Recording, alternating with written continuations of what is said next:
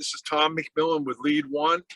Thanks for joining us today. This is our 61st webinar since COVID, so we're very happy that you would join us, and we're really pleased with a great subject about financial literacy for student athletes. And before I get into all that, let me turn it over to Mariama for some housekeeping items. Hi, good afternoon, everyone. Thank you guys for joining us today. Just a couple groundkeeping rules as we look to get started. Oops, apologies. If you want to speak, use the raise hand function and I will recognize you and unmute you so you can ask your question. Or if you prefer, you can message me directly in the questions tab. And then the questions will be read aloud and answered by Sarah and Brittany. You can also write a question in the chat box, and please note that anything written in the chat box seen by the entire audience. Today's webinar is being recorded, and everyone who has registered for this webinar will receive a copy of today's recording via email after the conclusion of the webinar. Back to you, Tom. Thank you, Mariama. Today we're going to talk about a program, an academic program for financial literacy for student athletes. This program was funded and designed by Robinhood, and we're going to hear from a principal from Robinhood, as well as a principal from West Virginia University, where this program was implemented. To me, I think this is a very exciting subject because student athletes have a chance to really learn life skills, but also get credit for it. So without further ado, let me just introduce Sarah. Sarah Hagee is the Program Manager, External Affairs and Community for Involvement for Robinhood, which is a financial services company. And Sarah, why don't you go ahead and then introduce Brittany? Awesome. Thanks so much. Hi, everyone. I'm Sarah and thrilled to introduce Brittany Odell as well, who is our wonderful partner at WVU. We had the pleasure of launching the pilot of this program at WVU back in April. I will share my screen in just a moment and talk through all of that, and then we'll open up the conversation to get Brittany's 2 cents on the entire thing before hearing from your questions. So let me attempt to share my screen now.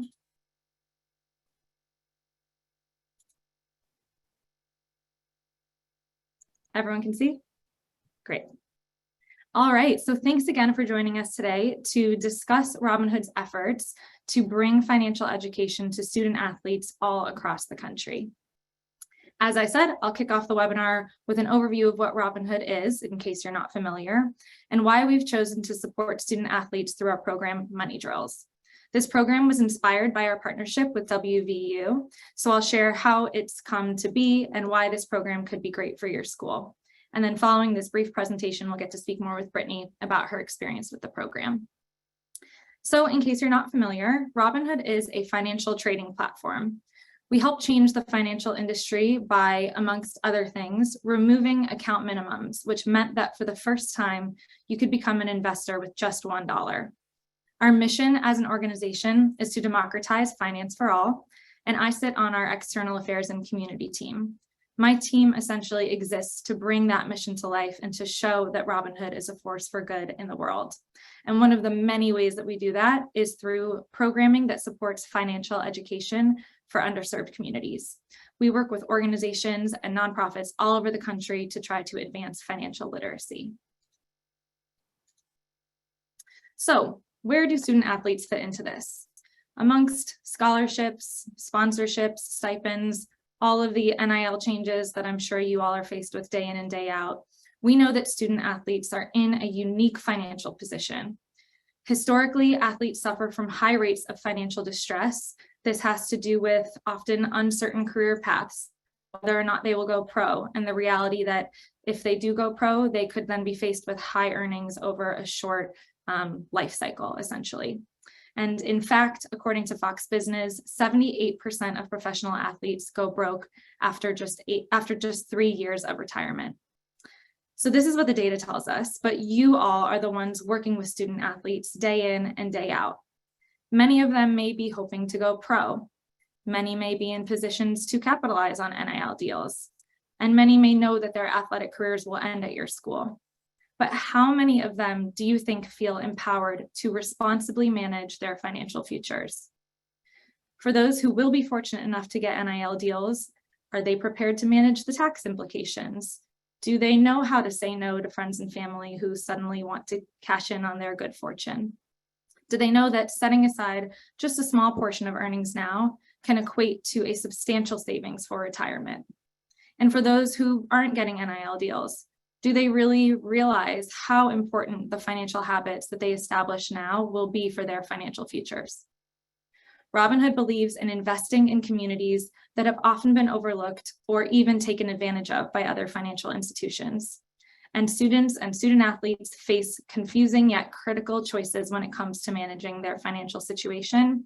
So we at Robinhood want to give them the tools to feel empowered to make these decisions on their own. So what is Money Drills? Money Drills is Robinhood's program to promote financial education for student athletes by providing funding to schools to scale their 4-credit personal finance classes. Money Drills developed organically because of our team's relationship with an amazing professor at WVU named Amy Pridemore. Amy had developed the school's personal finance curriculum and had the vision of making it more accessible to the school's student athletes. Robinhood was able to come in and make this possible by providing the funding for the school to open additional course sections over the next 4 years. We saw the impact that we had at WVU and decided we wanted to do this at other schools too. At its core, this is a partnership between athletics and academics at your school.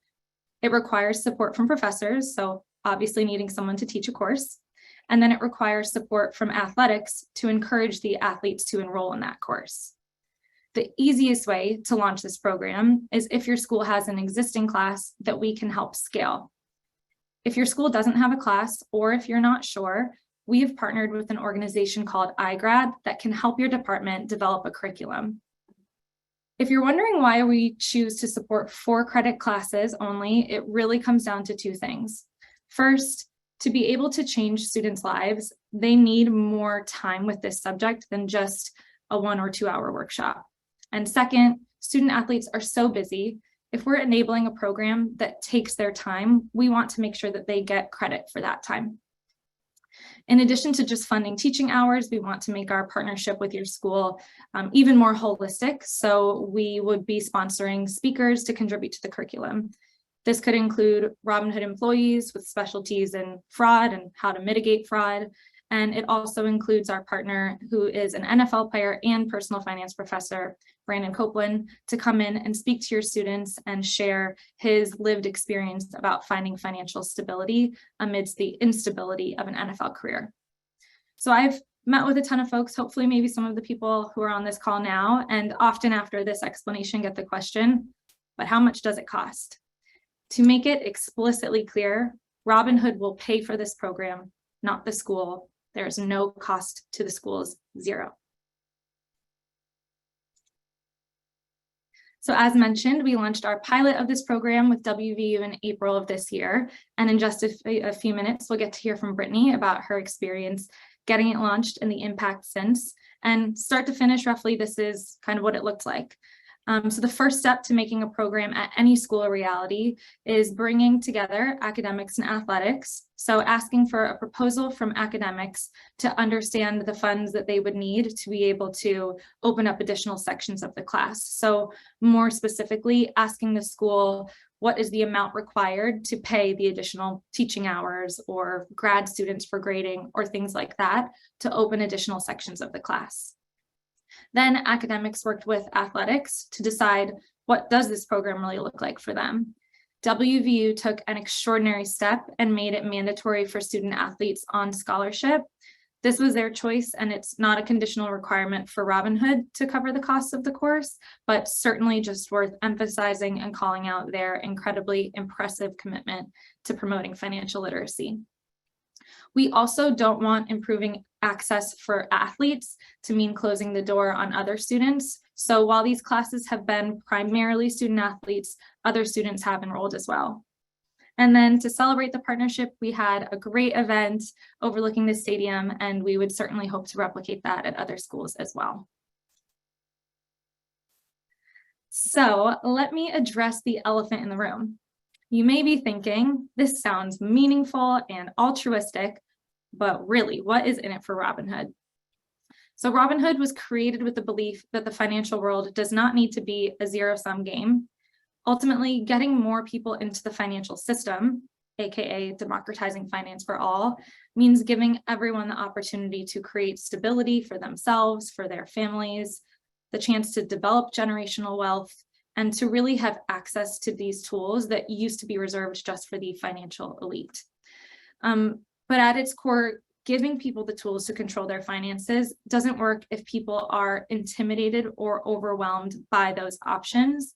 And we know that people need to first feel empowered by and safe in their finances, which is why we care so much about financial education. This program is not a marketing campaign. It is most definitely not the Robinhood class, and we will not contribute to, influence, or edit the curriculum in any way, shape, or form. This is also not an attempt to get your student athletes to sign up for Robinhood. The short-term best case scenario for us is that the folks in your communities recognize the impact of this program, and as a result, really do view Robinhood as a force for good in the world.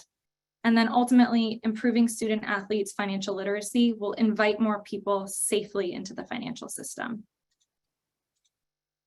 So hopefully at this point, I've piqued your interest about wanting to partner with us. So let me tell you what you need to know to determine if you would be a viable partner. At a bare minimum, you need either an existing personal finance class or a professor who would be willing to teach it.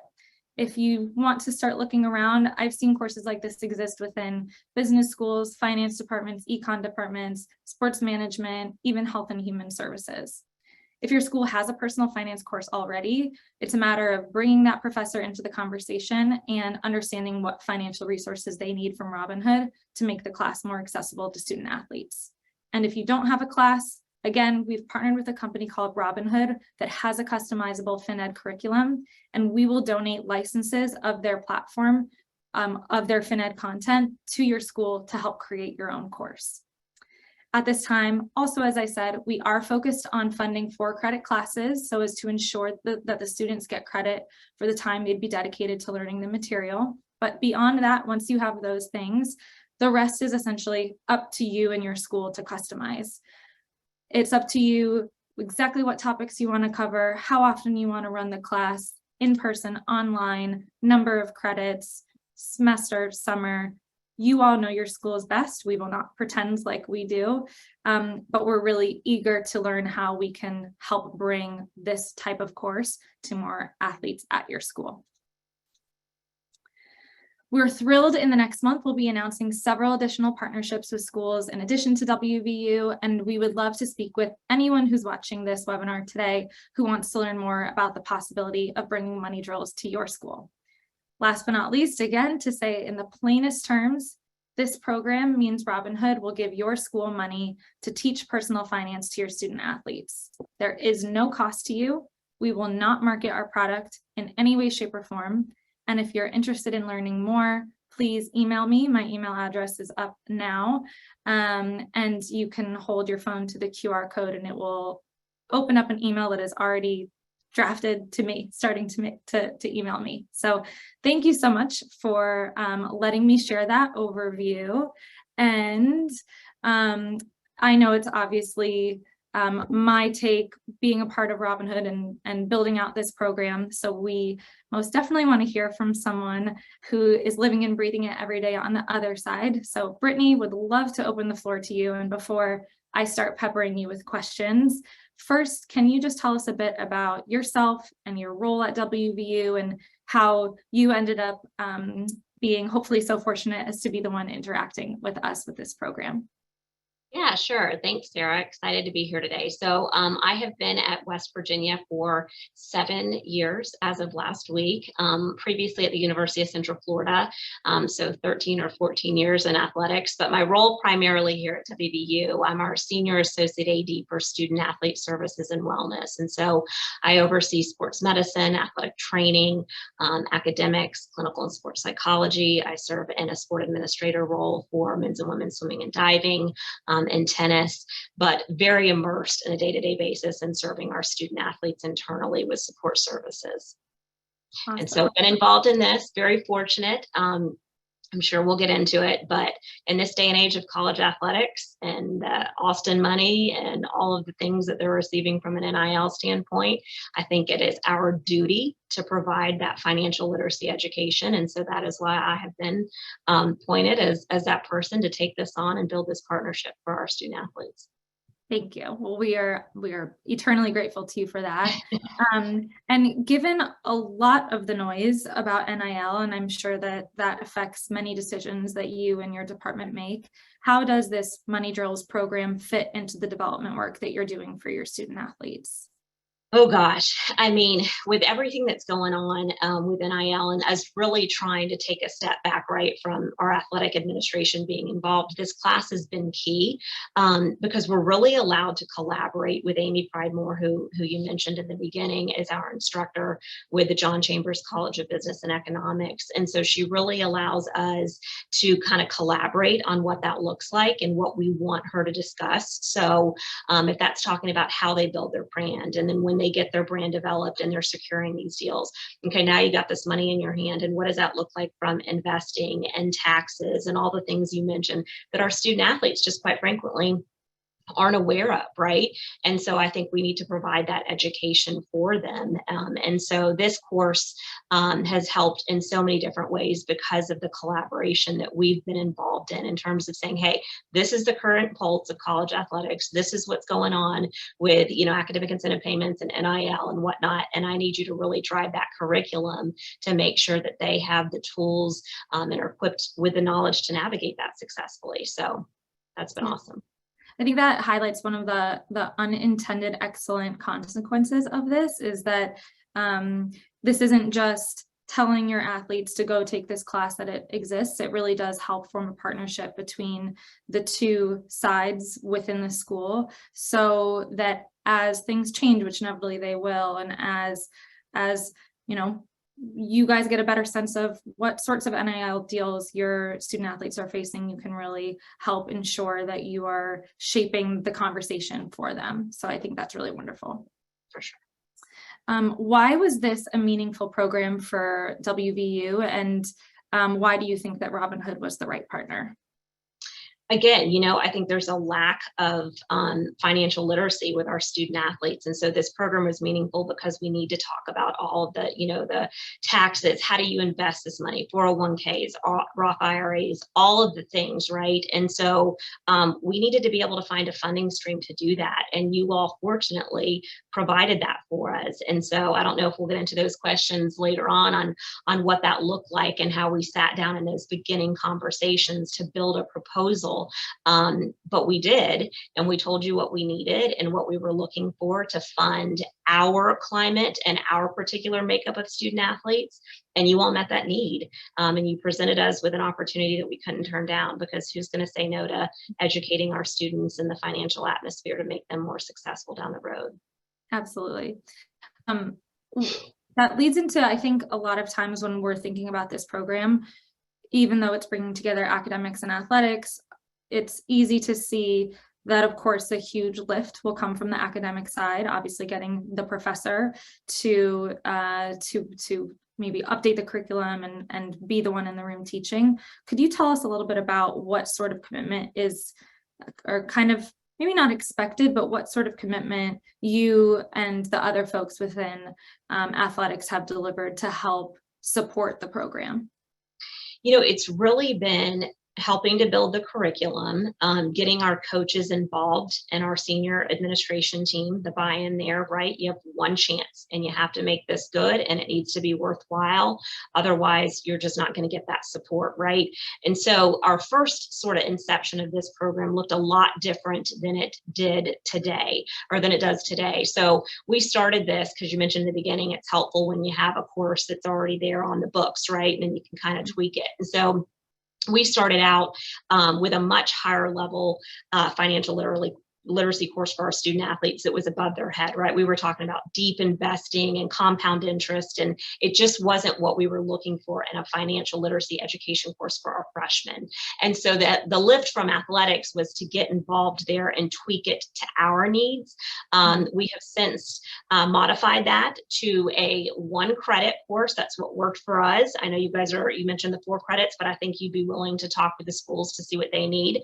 Ours is a speaker series based in conjunction with a lecture. So they have a lecture, and then the next class, they have a speaker who comes in, and we've had Coach Huggins, Neil Brown, current NFL players, people who resonate with our student athletes, and they're talking about what they would do if they could go back. What are the tips if they were in this world of NIL or the academic incentive money, and what would they do differently if they could? And they're talking about investments. And so our student athletes are like honed in and think that they're like heroes in the room, right? And so they take that information, I think, more literally and seriously from them than they would for us. So that's been really the only heavy lift from us in athletics, is making sure, because we know what our athletes need, is to be involved in those conversations and to make sure that the curriculum is most advantageous for our students. Yeah, I think that makes a lot of sense in it. And I think that a lot of people shy away from this sort of material because they assume it's going to be complex. And I have a feeling that many people hopefully watching this hear the sorts of topics that you guys are covering and think, gosh, I wish I could take that class myself. I would love to. And yeah, that's really core to what we try to do with all of our financial education work, is just start with the basics. The basics will take you an extremely long way. And I think it's really meaningful that you guys are bringing in different voices that really resonate with them. That's what we are trying to do as well by offering, Brandon to come lecture and some of our employees on topics that they specialize in, and just bring another voice who can connect with the students. Yeah, and if it's helpful for anybody on this call, it truly has not been. I mean, the College of Business and Economics and Robinhood have done the grunt. I mean, we are not involved in athletics a lot, other than the things I mentioned. And I know I've heard from some of my colleagues and you, Sarah, that that's a concern. Like, what does this mean for us in the organization, and how much are we going to have to take on? It truly isn't. You're sitting there proposing what you think you need, what you want, right? Is that a freshman seminar course? Do you want to do something for your upperclassmen and bring in speakers? You kind of plan it out and you estimate what that would be, right? For us, we had to look at, okay, we have to bring up so many sections to meet all the schedule needs of our student athletes. We have to think about how much we're going to pay instructors. Are we hiring an adjunct? Are we just giving a course or tuition overload for our current professor teaching it, right? But other than that, you all have done everything. And so it's made it a very seamless process for us. Seamless process, yeah. Thank you. That leads into another, I think when I have conversations about this program, I often get asked, why aren't you guys just doing workshops? Like, wouldn't it be easier to just create a workshop and show up at a school and do a college tour? We, as I said in the presentation, feel strongly that is not the right approach for the material to really land. But could you tell us why you also felt that way and went above and beyond to go the route of a class that offers credit? We've tried that model for years and years, right? Where you offer a speaker series, or you bring somebody in and you try to mandate that. And I think when you do that, you are bringing in student athletes that don't necessarily want to be there. They don't think they're going to get any course credit or anything out of it. They feel forced to take it. When they're in a course that they're going to get credit, that's going towards graduation, right? And they are being able to hear from other former student athletes and professional players that mean something to them, and coaches here who have a lot of clout credibility. It's just different, right? And it's part of their schedule. So just the same way they have to go to any other course, they have to go to this. And so it's just resonated differently with them. And we've gotten more teeth with this particular setup than if we were to just say, hey, we're going to offer, a speaker series or a seminar twice a semester and you need to be there. You just don't get the attendance or the buy-in the way you do with this course. Yeah. And you can't blame anyone if you're extremely busy and it's not mandatory, or it's not something that you're really getting credit for. I certainly can't fault anyone for that. And I would hope when I think now back to my days in college, and I unfortunately never got to take a class like this. I wish I had. The one class that I think about the most was a class called How Things Work, which was how toilets work, how refrigerators work, how like missiles work, all these random things that's those things that you engage with in real life that come back to you. So I certainly hope that that this is the type of class that students are thinking about every single day as they go off into their futures beyond school. What would you say is the benefit of this type of partnership for the athletic department? Well, so when we first started this course, it went through the College of Business and Economics, and we had funding for maybe one section. And so that's really hard to do because we've mandated this for all of our scholarship freshmen coming in each year, right? And so with the financial means that you've provided to us, we're able to now have 3 sections. So we offer one in the fall face-to-face, one in the spring face-to-face, an online section. We're able to provide all the funding for those instructors. I don't know if this group saw, but Brandon Copeland was brought in last week, and we were able to pay for that and accommodations and housing and travel and you name it. And so in addition to that, we're also doing some senior leadership financial series so that we can make sure that we're not only bridging our student athletes coming in, but we need to make sure that they're prepared on the way out. And so that looks different, that curriculum, right? We couldn't do that before. We didn't have those means financially to provide that food at these different seminars and workshops. It's a lot when you put it all on paper. And so having this partnership with you all and our athletic department has been given our student athletes the opportunity in the world. So we're really appreciative. Great. And when we did our launch event, which I showed some pictures from, we had a wonderful student athlete speak at the event and talk about his experience going through the course. What other sorts of things are you hearing from the students who are taking it? What kind of real-time feedback are you getting from them about the class? I think they've been really humble and sharing that they didn't know a lot. Some of our students come from backgrounds where they've not been taught these things for whatever reason. And so it's our responsibility to make sure we do that, but they're enjoying this new format much better. I think that first semester in the spring of 21, when we were talking about like high level, junior level finance courses, they were like, Brittany, this is not going to work, right? But this new setup, they are absolutely loving because it is talking about, I think that was more broad. It almost reminded me of a course that a junior level finance major would take on campus. Mm-hmm. And so for the last year, as we've revamped that, they love it. It is hands-on, it is conversations in the class with people that they really enjoy and respect. And so the feedback has been phenomenal since we've revamped this curriculum. That's great. And I think hopefully it also creates a safe space for them too. So many people grow up and get to the stage of managing their own finances without ever having had actually a conversation with parents or friends or family. So to be in an environment where everyone is coming in with the same, knowledge gap and maybe confusion and curiosity and excitement about it, and can kind of play off of each other, I hope that goes a long way. Yes. Great.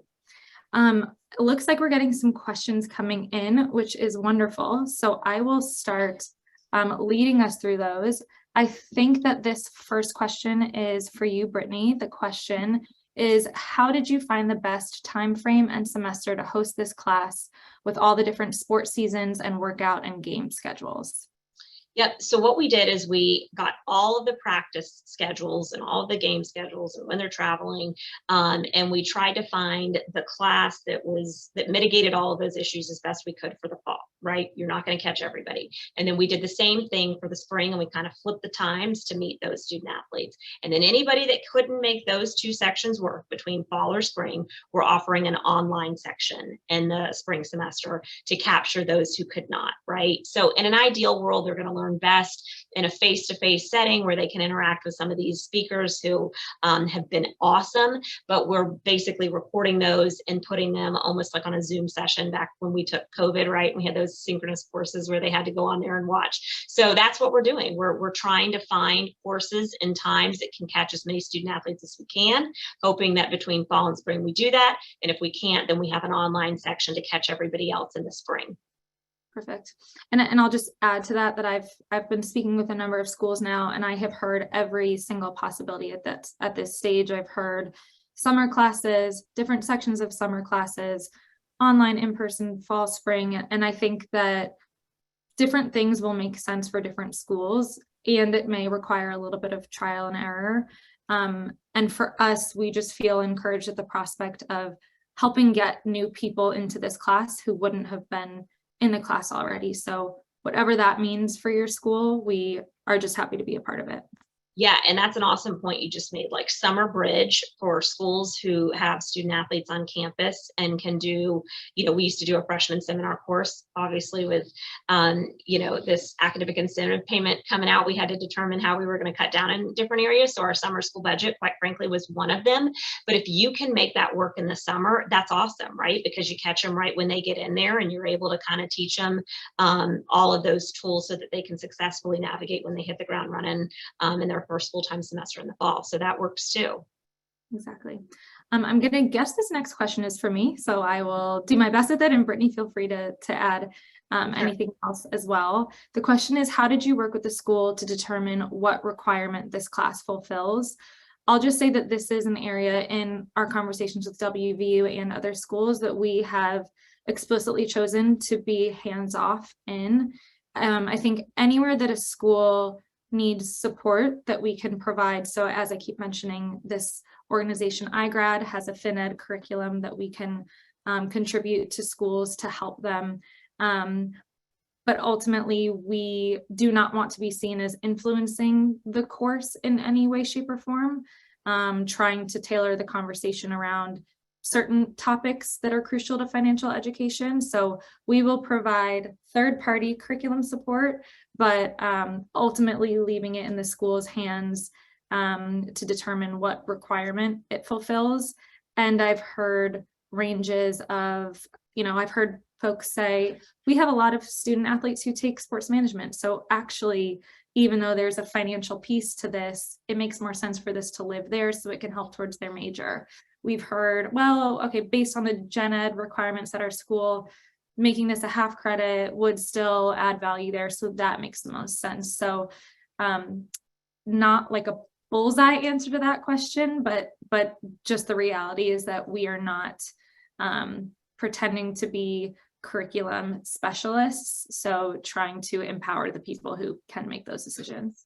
Yeah, and I'll jump in there, whether it's sport management or business and economics, go to that chair, the faculty member, whoever you're working with. We just made it a special topics course, right? We built the syllabus, the curriculum, we submitted it up through the process and the powers that be, and then they determined the exact name, and it's literally a special topics course that is related to financial education for student athletes. So yeah, I would just say get with whoever makes most sense within that college and just start having those conversations on how you get that on the books.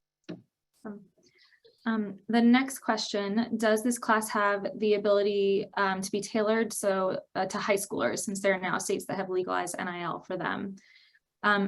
That's a great question. Again, I would say this kind of falls on the school. I'm going to guess that most schools probably would be focusing on their existing body of student athletes first. And Brittany, feel free to chime in. Yeah, I mean, that would be more of a conversation for you all with Robinhood if you're willing to provide that for high school. We do not offer this course with our high schoolers or prospective student athletes. Once they're a student athlete here as freshmen, they enroll in the course. Yeah, and I'll say from our standpoint, I think we would love to be in a position to offer every single person in the country financial education at some point. As it stands now, we know that we can have the most impact by focusing on specific pockets and communities. So right now, focusing on the D1 student athlete university level community is where we're putting our energy. And then for Brittany, do you currently allow non-student athletes to enroll in the class? Was there any concern for only making this open to student athletes? It's open to all students on campus. We could never get away with just having it for student athletes only. So I think we had one or two last semester who enrolled. And I think that the way it is marketed and some of the descriptions in the course, right, is typically it's shared with our student athletes so they know about it. I don't know how much campus knows about it, but if they were to search Finance 250 or a course when they're looking at their schedules, they want to take that course, they take that class. And we have two of them in there last semester who loved it just as much as our student athletes, but we'll never get in a position where we just offer this to student athletes, just from a compliance standpoint and making sure that, Yeah, and we certainly don't want to be in a position where we are in giving access to something, restricting access from other people. So we very much support that as well. And frankly, I think any student has something to gain from it. I've actually heard some schools mention that they think that musicians could benefit from this as well, since it's a lot of those same kind of like future planning concepts and even components of personal brand and things like that. So yeah, absolutely. Let's see, another question that came in. Brittany, what would you say was the most complicated aspect of launching this? Goodness, I think probably some of the things I mentioned before, which was just narrowing down that curriculum, right? We started this, gosh, it'll be 2 years in the spring, and it just wasn't the right fit for us. But it came together, a group, all three who first really pushed this course are no longer here, but Naomi Boyd and the business office, Tangela Cheatham, shout out to her. She used to work here and lead our life skills and was very passionate. And we had a basketball coach, Eric Martin, who wanted to do this for our student athletes. And so they pushed and they got the ball rolling, right? And then we came together as a group to sit down and say, what does this look like? And I'll tell you, our first course in that curriculum and what we thought was going to work, it just didn't, right? And so we learned really quickly. We had to change it, and it had to be fast, and we had to survey our coaches and athletes and see, what do you think that they need most? You know, these student athletes, right? That was the hardest thing for us, is making sure that this course fit our needs and that we got buy-in and we could really make sure they got something out of it. But we're good, and we're there now, and it's been awesome to see and hear their feedback after they finished. So happy there. I think you hit on a great point, that it really comes down to having people who are passionate about this and willing to be champions for it to push it over the finish line. And because I think, Yes. you know, on one hand, there will certainly be people on this call who are hearing that Robinhood is willing to give money to make this happen, and then unfortunately will not email me, or will decide that they just, you know, there are a lot of other things going on. We understand that. Hopefully you can delegate it to someone who will be a champion. But I think that you need the people who really value it. We will do everything else that we can to make it as seamless as possible, but hopefully with NIL, with everything else, people will find that it's something that they care just as much about as my team does and about Robinhood does, and can hopefully work with us to make it possible. Yeah. And I mean, what parent, when you're talking in a recruiting session, right, is not going to eat this up, you know? And Bob Huggins and Neil Brown, they come to each class. So one takes the spring and one takes the fall session, and they come and talk about it as well. But I think as a parent in this day and age, you want to make sure that they're getting the holistic, you know, educational approach. And so to be able to say that we're providing them, this is incredible. In fact, I think it would be a disservice if we were providing them with all of these things, right, that they're getting in this day and age of athletics, and not taking on the responsibility to adequately educate them in the financial realm. We just would. Great. Another one for you, Brittany. Do you think the course helped to bridge the gap between the athletics department and team and the academic team?